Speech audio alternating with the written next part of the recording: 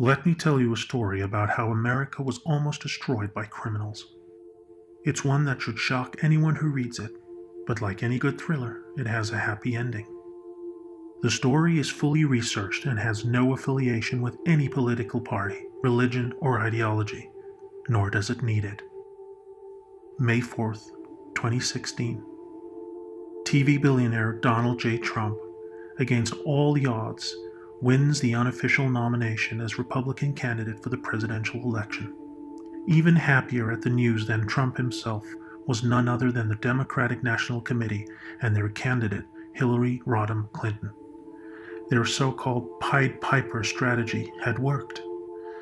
Clinton announced her candidacy on April 12, 2015, and became the presumptive Democratic nominee on June 7, 2016. From the moment she announced, Clinton and her team set themselves two objectives. 1. Destroy Bernie Sanders. 2. Weaken strong Republican rivals and strengthen weak ones. The DNC, Clinton, and their media proxies worked together to achieve both. And it worked. The Sanders campaign was destroyed, and the Republicans nominated Trump. On May 4th, 2016, Hillary Clinton would have been very pleased, and the Clinton versus Trump campaign had begun. At this point, Hillary Clinton would have been entirely certain that she was going to be POTUS 45, and that she could not lose. Donald Trump was ridiculed and dismissed as a foolish clown with no hope, but just 2 weeks later, May 22nd, 2016, something changed.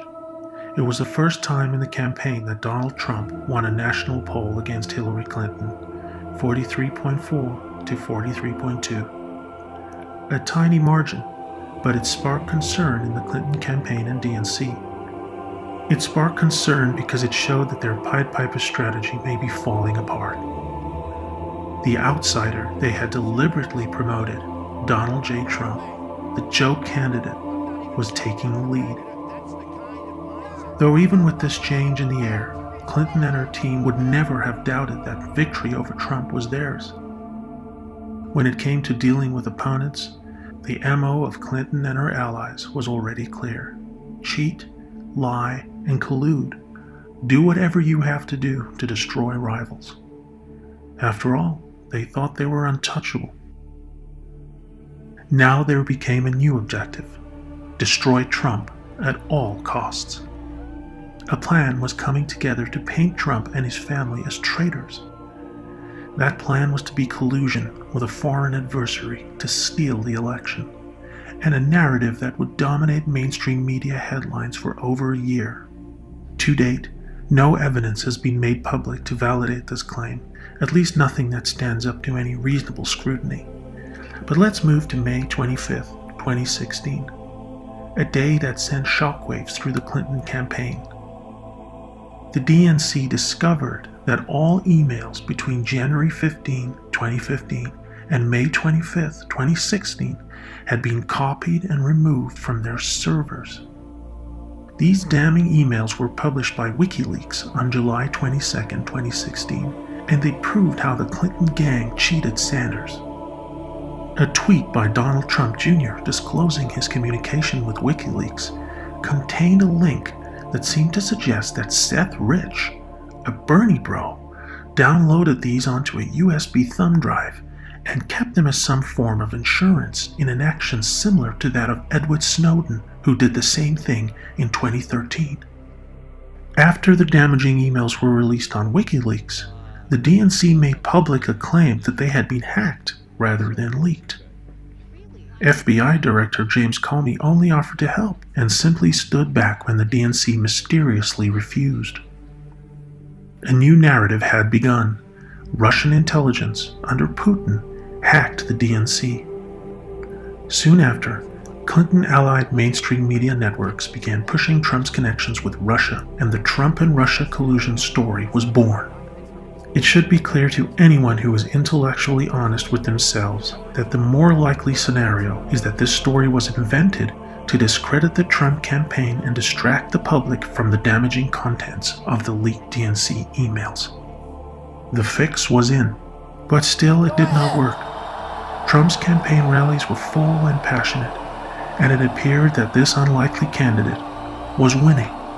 Clinton, the DNC, Obama, and their proxies started to panic as they realized for the first time they had made a mistake in propping up their Pied Piper candidate. They went into overdrive. The Russia smear went viral. Unlawful and unethical actions began to take place. Clinton rigged the debates. Comey rigged the FBI investigation by exonerating Clinton with the non-legal term extremely careless, even though the original wording of his closing statement was grossly negligent, a criminal offense. While under this investigation, Hillary Clinton's husband Bill held a controversial meeting with the head of the Justice Department, Attorney General Loretta Lynch, on an airport tarmac in Phoenix that the FBI tried to conceal. Attacks started on Trump and his family, nasty and personal, mostly all lies. Nothing worked. Trump was a phenomenon. They had never seen anyone like him. As the panic grew more severe, the DNC colluded with and paid a foreign intelligence contractor with ties to Russia to formulate a damaging dossier about Trump's sexual antics that was soon discredited. The Obama Justice Department used this questionable intelligence to authorize a FISA warrant to place Trump and members of his campaign under surveillance. Illegal spying starts on Trump, his campaign team, and his family. The illegality of these actions would have had no consequence, since Clinton and Obama had little doubt of a victory. November 8, 2016, Donald J. Trump was elected 45th President of the United States.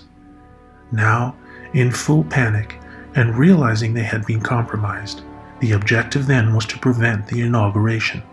But President Donald Trump was inaugurated on January 20, 2017. Yet the Russia collusion story continued throughout 2017 in the hope that some truly damaging information would yet surface. They tried to destroy Trump and his family without success. The Russian collusion narrative is now understood on both sides as a lie, with mainstream media networks who run the story admitting off-camera that there was no substance to the claims at all, even as it continues to dominate their coverage. These people deliberately undermined international relations and committed crimes. They ripped up the rule of law. These are clearly crimes that will most certainly be revealed over the coming months, with the biggest shock in American history coming as famous and important political figures of the past 3 decades are indicted for a multitude of felonies. The human destruction and damage Clinton and her enablers have caused with her ambition and dishonesty has destroyed lives and careers. Innocent people have been smeared. Americans have been divided. Clinton, Obama, and co. almost destroyed America. They were organized criminals like the Chicago Mafia of Al Capone, but who made it right into the heart of power, allowing the country to fall into a state of lawlessness and division. Hillary Clinton knows full well what's coming down the line. Her guilt is spilling over the political divide, and even ardent supporters are starting to grow accustomed to the idea that maybe she was not the liberal feminist icon she presented herself to be. Left-leaning media outlets are beginning to introduce into the public eye the reality that Hillary and her enablers are going to be in trouble eventually. The coming months will be very difficult for Clinton's hardest supporters. They have been lied to the most. They have, in many cases, been sent totally insane. They are good people who care about others. They were manipulated and lied to and made to grow suspicious of their fellow Americans, directing their blame and confusion at Trump supporters, confused that the America they once knew was now filled with racists and homophobic bigots. It's time for justice so that the good people of America can once again come together and celebrate their differences as one people, united under a banner of freedom that was fought so hard for so many times in the past. Americans deserve no less for what these criminals have done. May God bless America.